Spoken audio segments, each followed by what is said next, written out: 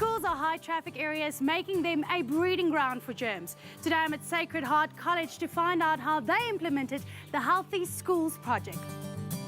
Oh yes, it's time to flunk germs. About 25% of our population goes to school or college every day, and the project aims to stop germs in their tracks.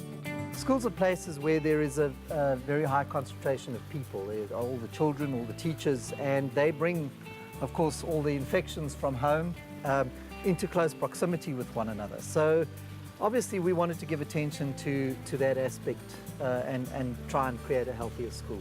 What does taking part in a project like this entail? We're piloting the program with Kimberly Professional, where the idea is to reduce the number of absentees from children and teachers, which are the result of low-level infections that are preventable if we don't spread them. So basically it's about the cleaning hands, cleaning devices that people use, and making sure that they keep healthier during the course of this winter season. The project promotes 3 steps that are effective and easy to remember, namely wash, wipe, sanitize. Ntato, exactly what is the Healthy Schools project? To encourage everyone within the school community to wash, wipe and sanitize as often as possible, you can reduce the risk of cross-contamination of both teachers and students sharing effectively the bad stuff, like your viruses and your stomach bug and cold and flu. What kind of products do you place in schools? The first part is to cater for the washroom, and we've got a range of foam soaps as well as paper towels and not hand dryers, which we sort of discourage schools to use. As well as the out of washroom stuff like your hand sanitizer and some hand and surface wipes that kids can use to clean their computers or pens or pencils or whatever the case might be.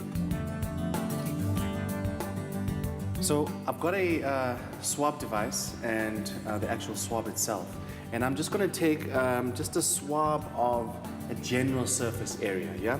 So let's use the Koki, which is a typical item that any teacher would use in any kind of classroom environment.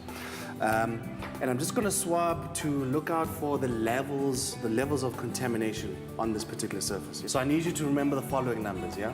Anything between 0 and 30 is safe, yeah?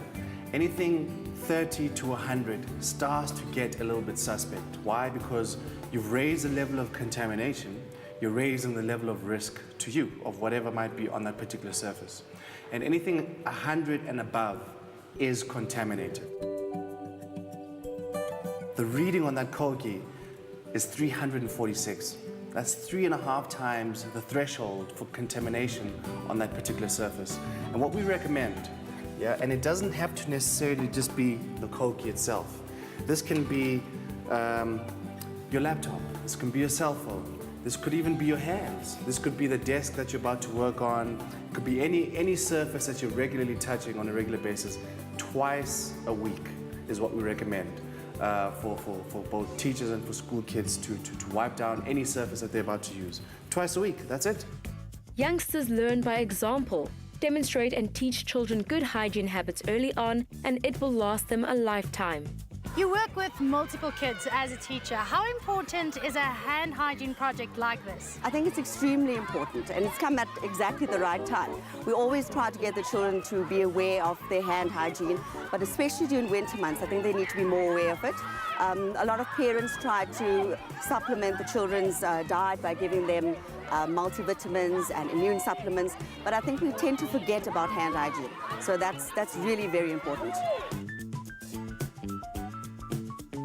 Good morning, guys. Can I quickly join your lunch group here? Did you wash your hands before you started eating? Yes, and I sanitized them. Do you think it's important for kids to keep their hands clean? I think kids should wash their hands so no one spreads any germs to anyone, and so that other kids can teach other kids to wash their hands. And what's the dirtiest thing you've touched all day? A chair. Did you wash your hands afterwards? No. How many times have you washed your hands today? I think at least 3 times. So what are the magic words, guys? Wash, wipe, and sanitize.